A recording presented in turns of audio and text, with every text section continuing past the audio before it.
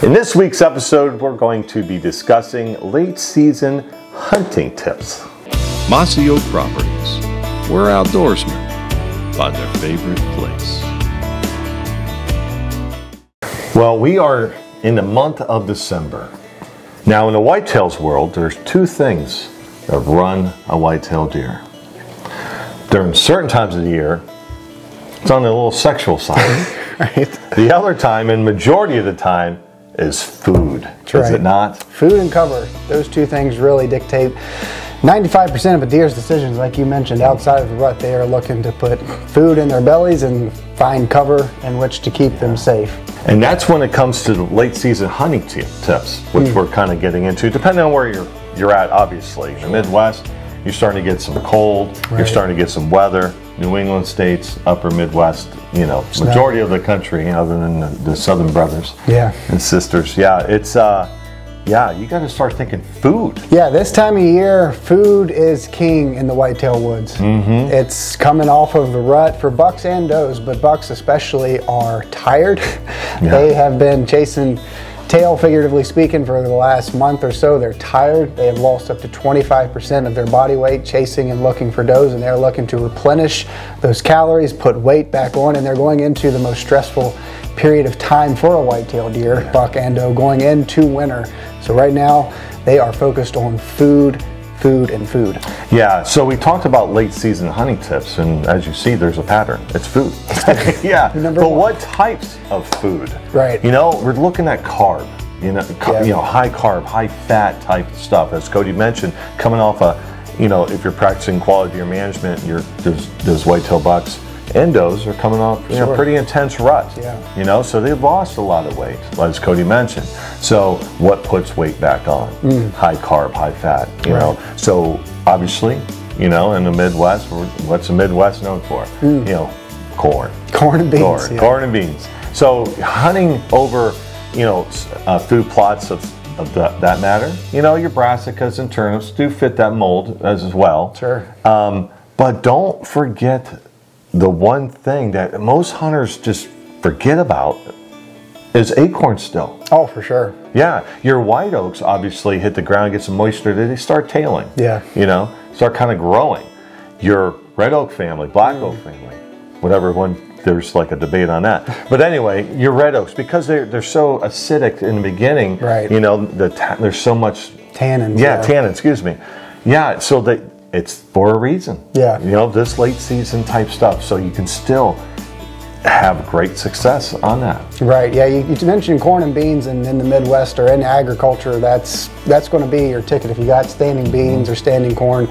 During the winter, during the late season, you're certainly going to find deer there. But as is the case for whitetails across all of their natural range, 70% of their diet is made up of natural browse, native vegetation. Acorns fall into the natural browse, hard mast category. And as you mentioned, those white oaks early season, they're going to be scooped up by deer. They are more preferred than the red oaks because they are tastier, less acidic. But those red oaks, I know back home, I'm in big timber mountain country. I'll shift a lot of my hunting focus and trail cameras to red oak flats, scarlet oaks, red oaks. Early season, they are less preferred than white oaks, but come late season, and as you mentioned, it is by design because they are more acidic, they're on the ground longer, but that is for a reason. There is an available food source for deer this time of year, and you get into December, January, I found a lot of sheds. I mean, this is fast forward until March, but I found a lot of shed antlers around red oaks and in red oak flats because those acorns will last until the spring, and it's a high carb, highly nutritious food source for whitetails this time of year. This time of year, they don't really, I'm sure they would prefer a white oak, but if it's an acorn on the ground and it's high fat, high carb, they're going to scoop it up and put it in their belly because it's nutritious for them this time of year. Yeah, and for those who enjoy hunting late season, I know I do. Pre-rut, late season. As I get older, maybe not so much the late season because my buddy heater goes out. But anyway, but no, it's if you're into late season hunting, create the environment, food plot wise, that will last late season. A lot of clients, I try to tell them, that they run out of food sources. Yeah. Double fence a cornfield in. Double fence, a soybean or sorghum field. So that way you can take it down whenever you want. You can have them feeding on it whenever you want. And double fencing is just putting a fence, and it is another, you know, a strand, 2 strands far apart. It's the depth, it's electricity, it's etc. that keep those deer out of your food sources, and you allow them to feed when you want. So if you have a cornfield or standing beans in January in Ohio, that's what you do. You know, it's pretty good success. You know, whether you kill the big one, that's another story. But success on seeing, viewing, and harvesting goes, and bucks as well as. But the one thing that Cody and I definitely preach about, and a lot of our videos, is natural forage. Yeah, you mentioned the hunting side of things, and we've talked about this in past videos. I know for me, you know, I've mentioned it, I like hunting early season and late season almost more than the rut. The rut in November is the most exciting time, but I like hunting deer on a bed to feed pattern in the early season, and that applies in the late season as well. And especially, this is another reason I enjoy hunting the late season, is when you're hunting a food source, let the property and those deer rest in the mornings. Most of your activity is going to be on those food sources, is going to be in the afternoon. So sleep in, it's cold, maybe snowy, sit by the fire, sleep in, your body will appreciate it. And then get into those food sources early in the afternoon, because if it is cold and it's harsh weather, they're going to move earlier in the afternoon than normal. But let the property rest, let the deer rest during the mornings. There's going to be less activity in the mornings anyway. Let the property rest, get in on those food sources early in the afternoon. You're going to hunt unpressured deer, come into a food resource that they're highly desired. But that's just the food plot side of things. And as I mentioned earlier in this video, northwards of 70% of a deer's diet is made up of what God put on green earth himself. Natural, native, forage, browse, and vegetation. In all our videos, we always talk about native vegetation, and there's a reason for that. And there's nothing better that cost-effective wise, planting a food plot, you know, you have the benefits and cons of that. There's supplement feeding, there's baiting, there's those issues with that. But no one can deny, and no one can argue the fact that natural browse, especially late season, is a win for both the species, food consumption. It produces cover, and it produces cover and food for just more than white-tailed deer. You know, once it starts doing its thing. The pounds of food per acre, you know, any more research comes out. It used to be 1,500, it used to be 1,200, now it's 1,500, and it goes on. How many pounds of food per acre is insane? A well-managed forest, a woods, a woodland area, your environment. So chainsaw management, the work that you do here next month, January and February, is going to dictate this coming December, January, February, you know, health of the white-tailed deer, health of many wildlife species on top of that, food consumption. That is what I know last year in 2022, I think we had a very cold snap.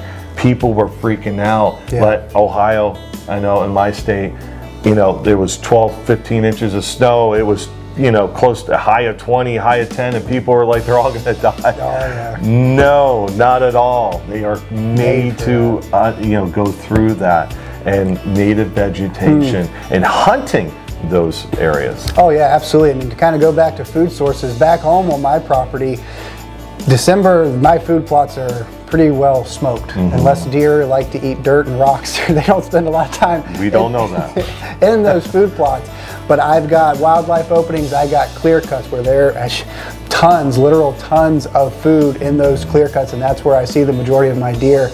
Late season, and where I focus a lot of my hunting, is on those south-facing slopes. That's something else to consider. Because it is cold, south-facing slopes are going to get that thermal regulation. That sun is going to help them conserve calories. They're going to warm themselves up quicker in the mornings. But those clear cuts, a lot of food and a lot of cover. As you've always said, cover that equals food. A lot of that broom sedge, briars, rubus species, that helps cut the wind, helps them conserve calories in that regard. So again, native vegetation, as we have always preached, cover that equals food, is never more evident or more valuable to all wildlife than this time of year, late season and then winter.